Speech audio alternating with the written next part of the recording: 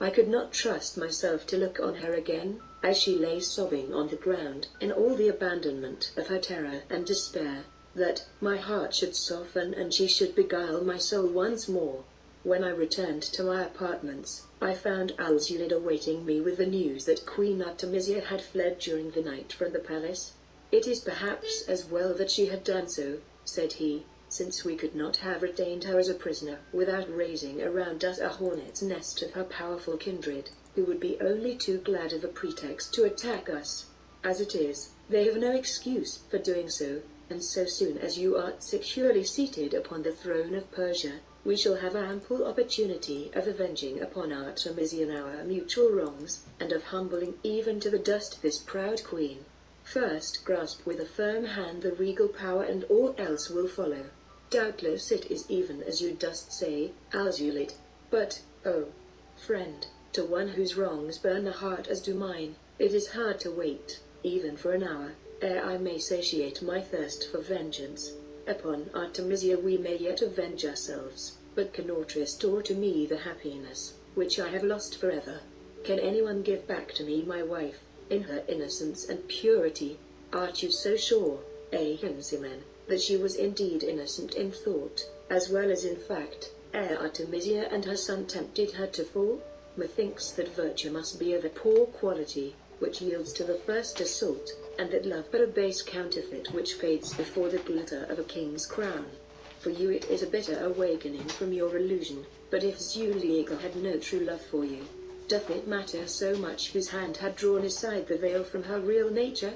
Think not that I fail in sympathy with you because I speak thus, or that I know not how sore your heart doth feel. How empty is this hour of your triumph, since she who should have been the chief sharer of its pride had proved so faithless. I would but arouse you from dwelling upon the past, which you canst not alter, and bid you turn to that future, which is yet your own, and which you canst shape to compensate you at least in part, for the disappointment of your affection. Let Persia henceforth be your mistress, and the prosperity of your people your chief thought. Chapter 29. Artemisia and Ahmed, in sending Zuleika to the fortress in which I intended she should pass her days, I allowed her, as a special favor, to take with her the faithful Negro woman who had nursed her as an infant, and who ever showed a devotion to her mistress, which was worthy of a more grateful object. It was this woman who had helped Zuleika to remove the dead body of King Selim from her chamber, and who possessed more of Zuleika's confidence than any other person. This slave, whose name was Bamba, soon contrived to ingratiate herself into the favor of the humbler guards at the fortress, and was allowed to pass in and out with comparative freedom, a circumstance which inspired Zuleika with a plan for making her escape. To one like my discarded wife, the solitary imprisonment to which she was condemned was almost as terrible a thing as death itself. To feel her youth and her beauty withering away between four gloomy walls, to have no companion but a humble slave, no fine dresses, no costly jewels to wear, no glittering baubles to toy with, no pretty things to surround her, no one to pay her homage, none to envy or to flatter. This was indeed a bitter fate, and the feelings of the vain, selfish, frivolous beauty towards me were full of the most intense hate. For was it not I who had sent her to this awful prison? My scorn and contempt, when I had spurned her from me with my foot, had galled and wounded her vanity as my love had never been able to touch her heart. My bitter words rankled in her mind, though my words of fond endearment had made but little impression. The dim sense she had of the truth in my angry speech stabbed her to the quick, disturbing that good opinion of herself which she had ever cherished, and shaking her perfect faith in her own amiability, her own beauty, her own worth. Anything she had done, she had fully justified to herself in her own mind, and my outspoken words she regarded as a deadly insult to her self-respect, and an outrage upon her self-love, which was unpardonable. I had despised her. I had rejected her attempts at a reconciliation. I had heaped contempt and injury upon her, and for me she felt a vehemence of petty spite, which for the first time in her life brought her to the verge of feeling a strong, passionate emotion. At last her tepid, selfish nature was roused into some throb of hot anger.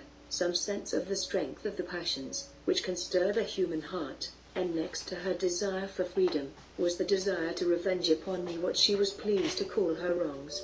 As day after day passed on, and the weary weeks changed into months as weary, she paced to and fro in her prison like a pantheress in her cage, planning how to get free. At last the ease with which Bamba could enter and leave a fortress suggested a scheme to her mind. Gold and jewelry she had none. Everything of value, which might have served to bribe her guards to help her, had been taken away. Friends she had none, save this one poor slave, yet in her devotion Zuleika possessed a treasure more potent than any gold, more valuable than any jewels. If Zuleika sighed for freedom, Bamba would hesitate at nothing to procure it, did she but know how to set to work. And when Zuleika called her to her and told her of a plan, Bamba acquiesced at once. "See now, good Bamba," said Zuleika, "it is now 4 terrible months that we have endured the life of this prison. It might well be 4 years, to me it seems an eternity. I can support this life no longer.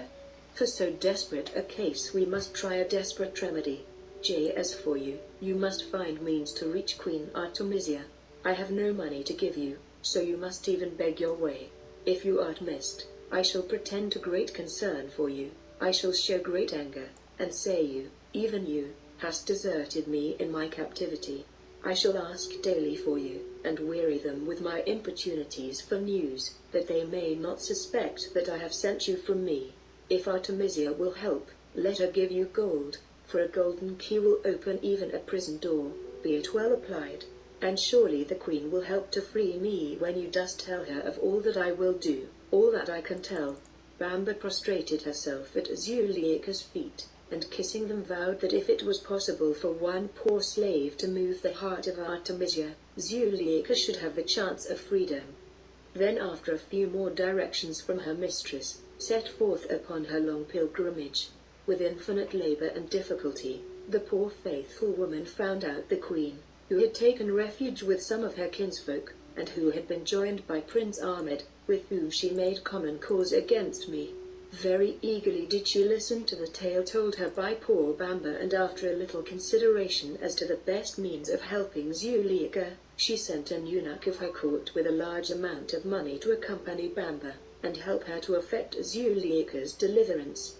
Having given orders that they should bribe liberally those who kept the prisoner, she also sent word to Prince Ahmed, who happened to be at the time absent from the palace, bidding him to go and see what assistance he could render, and how swiftly he could bring Zuleika to the queen. "Help this woman," said she, "by all means in your power, for in so doing you wilt help both thyself and me. Through this woman's aid I trust to be avenged upon the man who had robbed me of a son, and you of a kingdom." Chapter 30. The escape of Zuleika. It was a hot, sultry day. The sun poured down its burning rays upon the wide stretch of sandy plain. The scorching dust blistered the skin, and the fierce glare from the white sand blinded the eyes of the weary travelers who struggled painfully across the arid wilderness, known as the Great Salt Desert. The wretched camels they bestrode seemed scarce able to drag their limbs another pace, while the terrible thirst, which consumed alike the poor animals and their riders, was rendered the more unbearable by the sight on the horizon of a small clump of the trees, which marked the presence of one of the few wells of that almost waterless region, a well which neither camels nor travelers seemed destined ever to reach. 2 of these unfortunate people were women. The third was a Nubian slave, one of those useful men who are found in attendance upon the harems of the East. As one of the wretched camels sank in a dying condition upon the hot sand, the woman who had been mounted upon it extricated herself from the poor animal, exclaiming in a fretful tone to the slave who hurried to her assistance, "Trouble not about me, it is vain to hope that we can escape from this horrible desert. And after all, what doth it signify to any where the bones of the unfortunate Zuleika rest? I can struggle no more, and like this wretched camel, which might surely have struggled yet a little further, I must even lay me down upon the sand and die." She gave an impatient kick with her foot to the luckless camel, whose failure at such a time inspired her, not with pity for its sufferings, but annoyance and disappointment for herself, and then, with more vigor than is usually shown by one at the point of death, She walked a few paces away and threw herself upon the ground. The other woman, who was no other than Zuleika's faithful slave Bamba, had by this time also dismounted, and with a solicitude akin to that of some faithful dog, strove to shield her mistress from the fierce rays of the sun with her own body, while the man, after a short conference, set forth alone to seek for water at the distant well. Hours passed ere the man returned, and during that weary time Zuleika sank from a state of fretful complaining into a semi-unconsciousness between sleep and utter exhaustion, the poor woman beside her being also overcome. At last the sun sank, and the short twilight gave place to the darkness and coolness of night. Then the stars came forth and the moon rose, and by its light the dark forms of several vultures could be discerned, hovering near the dying women, and descending upon the carcass of the dead camel, making night more terrible than the day with their hoarse cries, and filling the heart of the half-conscious Zuleika with dread and horror. With the horrible instinct of their species the vultures knew that neither of the women was yet dead, and they hovered near, waiting till the final moment of dissolution ere they attacked their prey. Then, as the night wore slowly on, there came another sound than the vultures' cries to break the stillness. It was the trampling of horses' feet, and the sound of men's voices shouting, as they sought for the deserted women. The Nubian slave had been fortunate in his quest, and had found, not alone the water that he sought, but the encampment of Prince Ahmed and his troops. Zuleika heard the voices as one hears in a dream. She heard them approach and then die away, yet she could not rouse herself enough to give one feeble cry in answer. She knew the sounds betokened life and hope, yet could not make a sign to guide them to her. Again and yet again they drew near, then died away again till at last the black cloud of vultures hovering above the dead camel and the dying women caught the eyes of the seekers, and with a loud shout, the horsemen galloped forward. Another moment and Zuleika's rigid limbs were being chafed by friendly hands, and water was poured drop by drop between the swollen lips. Her veil had been drawn aside, and as she revived her eyes met those of a handsome young man, none other than Prince Ahmed himself, who had ridden to her assistance when he heard who it was who lay dying in the desert. With tender care Zuleika was placed upon one of the horses and supported by the prince, who was much struck by her exceeding beauty, and as she had now revived sufficiently to sit up when thus supported, Ahmed lost no time in returning with her to his followers, and setting forth with my fugitive wife. As for the poor faithful Bamba, she was past all aid, and expired even while her rescuers stood over her. Chapter 31. My enemies. In one of the upper chambers of her kinsman's house Artemisia awaited the coming of Zuleika. Since she had sent her servants forth to help her, the queen had never ceased to watch for her arrival, even long before it was possible that she could even have escaped. 100 times a day would Artemisia wander to the casement and look forth over the broad stretch of country it commanded, to see if there was any sign of the expected cavalcade. Those who had known the beautiful queen in the days of her glory found it difficult to recognize her now, so greatly was she changed. 20 years of ordinary life would not so have aged her. The clear pallor of her skin had changed to a dull leaden hue. The handsome aquiline features had become sharp and prominent, and bore the semblance of a bird of prey. The cheeks, once so round, so smooth, were sunken and wrinkled. The white forehead furrowed. The perfect figure wasted and angular, while the eyes wandered restlessly to and fro, and glittered with a wild fire that was almost that of insanity. The long masses of dark hair, once so admired, so carefully arranged, so becomingly dressed, now hung loose and neglected upon her shoulders, giving an added wildness to her appearance. Ever and anon as she wandered aimlessly back and forward, she struck her bosom with her clenched hand, uttering a low, strange moan as of some animal in pain, and calling again and again upon the name of her dead son. "Oh, Salim! Salim!" she wailed. "Where art you now, my son? Had paradise opened its gates to you, and left me behind to drag out mine existence alone? Can it be that Ahriman had taken you, because you was my son, and I have sinned so that the gates of heaven can never open at my touch? I would even that you shouldst go to hell rather than to heaven, yea, even though it were to the sufferings of hell, for then you and I should meet. Can paradise have a place for you? Within its gates I can never enter.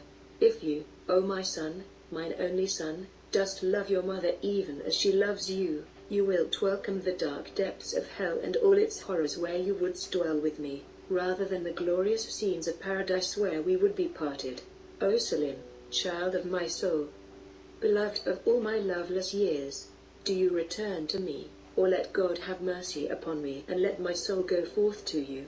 She sank upon the floor with a long wailing cry of anguish, and rocked herself backwards and forwards in her despair, calling now in softest caressing tones and anon with frantic wildness upon the lost Salim. Suddenly she was aroused from her solitary grief by the sound of bustle and excitement in the courtyard below. There was the loud trampling of horses, and the sound of men's voices, and as she sprang up and hurried to the window she beheld Prince Ahmed assisting a closely veiled woman to alight from her horse, and in the graceful veiled figure she had no difficulty in recognizing Zuleika. With an exclamation of savage joy, Artemisia hurried from the room, and meeting the party on their way to her, they all returned together to the room. The once stately queen laying aside all attempts at royal state till her eager haste and fierce longing to know what Zuleika could tell her. To Artemisia she therefore said that she felt sure I had caused Salim to be slain, even if I had not, with my own hands, killed him, for I had boasted to her that I had seen him die. Who, cried Zuleika, knows better than the unhappy Zuleika what fearful spells Ahrinziman can cast over those he would destroy, what dread powers he can call upon to aid him in his wicked designs? Have I not, alas, known for years how terrible were the things he could do? Yet was my tongue always tied, and myself constrained by the influence he had over me. I thank God that the spell is broken at last, and that I can speak freely to your highness, and say that the hand which slew your son was the hand of Ahrinziman. Artemisia gave a shrill laugh of derision as she heard the conclusion of Zuleika's speech, and her voice was fierce with anger as she replied, If you hast no more than that to tell me, you needs not have come so far. You might have lain and rotted in your prison ere I would have sent help to you. For long I have known that Ahrinziman killed my son with his foul spells. In the hour Salim died I knew it, and I live now only that I may bring this murderer to a fate as tragic, and an end more lingering and painful, than was the end of my poor son. If you canst tell me what were the means whereby this husband who had cast you off, you paltry schemer, used to procure his ends, speak on, but if not, if you hast no more to tell me than I know already, then, by the heavens above us, you shall find you hast but changed one prison for another, one condition of sorrow for one yet more hopeless. Trifle not with me. You did lead my son unto his death. But for you and your hateful charms, he had been alive now to bless my life, not dead and cold and gone to leave me in despair. Her voice shook, and she ended her angry speech in a wild burst of sorrow for her son, while Ahmed and Zuleika, scarce knowing how to answer her, stood silently by.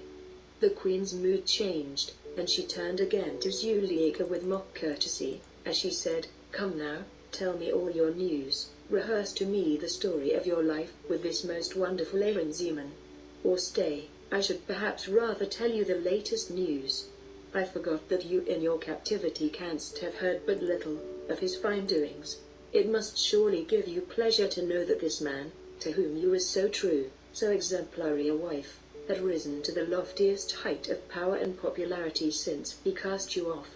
All men praise him, all say that since the days of Darius the Great, there had not arisen a king so fit to add to the glories of Persia and restore to her that position among nations, which was slipping from her. They praise his military talents, his dauntless courage, his tact and kingly address. They praise his person, and say how handsome is this man, how gracious, how full of resource, how capable of governing, how strong of will, yet how generous of purpose. Do I not speak truly, Ahmed? Is it not thus that men speak of the man who had thrust you aside, and whom you in your turn wouldst pull down from his high estate? Doth it not please you to think he is so popular that your own chance beside his is but small? You art alike the illegitimate offspring of El-Jazid, but unlike you, Ahrinziman was the chosen son, the well-beloved of my once husband, while you were set aside. Surely it must give you pleasure to know it was for no unworthy object. And for you, Zuleika, most beautiful, most graceful of courtesans, you must feel pleasure to know that Ahrinziman had taken unto himself 6 of the most beautiful maidens in all Persia, to fill that place in his heart, which you did hold alone. When he wearies of the charms of one, he can try the fascinations of another, whereas you had charms enough to hold his fancy by your own beauty alone. You might have been as great a queen as the most royally born, had it not been that you did bestow your valuable affections upon my son, my murdered son. Oh, you fool! You vain fool! You wretched trifler with men's hearts, said the queen, lapsing again into her hot anger. Haste you and tell me all you hast to tell, for the same air cannot be breathed by you and me. Your presence stifles me, and you had best be swiftly gone. Trembling with apprehension, yet watching anxiously the face of Ahmed to know what help she might expect from him, Zuleika told of my life with Jalal-ad-Din so far as she knew it. What she had to say sounded vague and trifling before such fierce and patient questioning as Artemisia subjected her to, and she felt that her sole hope must now be in the good offices of Prince Ahmed on her behalf, and after a few moments of terrible suspense Zuleika burst into a passion of tears, and was overcome by faintness, half real and half assumed, as an escape from further questioning, while she petitioned to be allowed a few hours in which to recover from her fatigue and collect her thoughts. The angry queen therefore called one of her women and bade her conduct Zuleika to a chamber where she could rest for a little. As she was about to leave the presence of Artemisia, Zuleika contrived to make a sign to the prince that she desired to speak with him, and as he gave her a gesture of acquiescence in return, Zuleika departed a little reassured. Zuleika had been resting for scarcely half an hour when Prince Ahmed came to visit her, and in her then state of suspense and anxiety, it was almost relief that he came so soon. Yet Zuleika was at heart afraid of Ahmed. She felt instinctively that the love she had inspired in the heart of this man was a very different feeling from that with which the poor weak-minded King Selim had regarded her, or the chivalric devotion which had made her almost a sacred being in my eyes. Ahmed was a man of coarse, determined character, and Zuleika felt only too conscious of her own helpless, forlorn position. She struggled hard, however, to hide her apprehensions, and to maintain her own dignity as long as possible, that she might make better terms for herself. As Ahmed entered, Zuleika rose to receive him, and prostrating herself at his feet said, I sought an interview with you, O Prince, because in your help and in your generosity must the sole hope of the unhappy Zuleika be. The queen, who I thought would befriend, seems like unto one distraught. The death of her son would seem to have affected her brain, since she raves when she speaks upon that subject, and says things which are but the offspring of her own wild suspicion. Zuleika's fine eyes filled with real tears as she thought on her hard fate, and she raised them to Ahmed's face with the timid, suppliant look of a frightened child. But Ahmed was not one to be so easily moved, and he replied coolly, Distress not thyself to explain these things to me, fair Zuleika. Was you doubly guilty? You hast charms enough to cover all your failings. I do indeed perceive that you canst expect no secure asylum from the queen, but in my seraglio you wilt be safe even from her anger, and there you canst forget the past. You dost do me great honor, O Prince, and I am not ungrateful unto you, but I would fain ask whether it is an honorable asylum that you dost offer me. Mine honor is all that had been left to me. Wonder not then that I would still guard it even with you. Ahmed frowned, as he replied hastily, What wouldst you have? Your position shall be as honorable as any of my other women, your jewels as fine, your robes as costly, your comforts as well studied. But if you dost ask if I will make you a queen, even as report saith Selim would have done, you art somewhat too ambitious. You dost forget that I am Prince Ahmed, the King Ahmed it should be by right, and I wed but the daughter of a king. You canst find an asylum with me, but it is I, not you, who shall dictate the terms.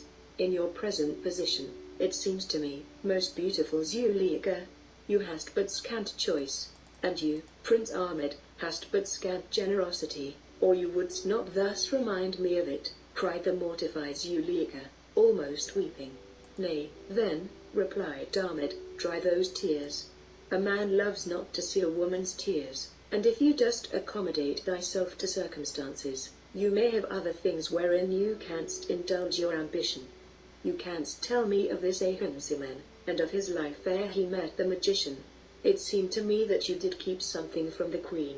Reveal it now to me, and Ahmed will not forget to reward you well. Smile upon me once more, Zuleika, for though I will make no promises to you, I vow you shall have no reason to regret trusting thyself into my hands." Then falteringly and with much hesitation Zuleika told him all she knew, all she suspected, and suggested how her information might be used for Prince Ahmed's advantage. The prince regarded her with much admiration. "Verily," said he, "you art a clever woman, and a discreet one. It is well you did not tell this to Artemisia, for she would have published it to all the world before the right time. She is not to be trusted now, and you and I must keep our own counsel. I will seek out this robber tribe, and doubtless we shall have the means ere long of showing this Ahrinziman to the world as an impostor. Not that either you or I believe him to be one. He had too strong a likeness unto my father for that. And Al-Zulid is not one to be deceived, but it will serve our purpose to affect to believe it, and if we kill Ahrinziman, men can believe he was El-Jazid's son or not, as they choose. Our purpose will have been gained. Of a truth you art clever to think of this, and to keep it to thyself for so long. Your beauty is not the most dangerous of your many charms after all." And Ahmed advanced towards Zuleika with a look of admiration so bold, so insolent, that she burst into a passion of angry tears, for she felt that the cup of her degradation was full at last. Chapter 32, Abubakhar's warning. It was night, and in my palace of Barsaikh, and I rested alone within my private chamber. I had come that day from Tehran, expecting to meet Al-Zulid, but he was delayed upon his journey, and I was alone in the palace, save for the presence of my attendant soldiers and my slaves. 6 months had I reigned, and in the pursuit of ambition I had found a certain measure of solace for my wounded love. Artemisia had spoken truly when she had described my life and prospects to Zuleika, but none save myself knew how much my heart still longed to welcome back my faithless wife, nor how little the charms of other women had been able to banish the memory of my hours with her. I had not yet heard of her escape, for the fortress to which I had sent her was in a remote corner of Persia, and those who had guarded her were not too eager to send me word of her flight. The rich bribe given by Artemisia caused her captors to regard with some indifference my wrath, since it would enable the chief offenders to quit Persia ere I could seek vengeance upon them for their lack of trust. As I reposed upon my couch, I watched the stars peep out one by one and glitter in the dark canopy of the night sky, and my thoughts wandered back to the days of my boyhood, when the stars had seemed to me almost as companions, and when I had watched for that other star whose coming betokened the presence of my white angel. Ah, how far away now it seemed, those days of innocence and trust! How wide the gulf between myself and then! How great had been my fall from the pure aspirations of those days to the sordid ambitions which now filled my thoughts! Power and pleasure had become my gods, self-gratification my idol. If I sought to do my best for my country and my people, it was that I might reap the rewards of greatness through the gratitude of my people. The pure unselfish patriotism, which animated Ben Al-Zulid, and made him indifferent to his personal interests, superior to all temptations to enrich or aggrandize himself, was a different feeling to that which inspired me.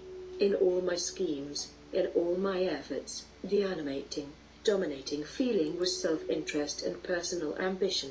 My people should be great, my country prosperous, because it was my country, and its glory reflected its luster upon my own life. What had been done by the greatest rulers should be done by me, and if possible I would do more, for I would fain have been the greatest of all rulers myself. Nothing could daunt me, no difficulties deter, because the greater the difficulties, the greater the glory of overcoming them.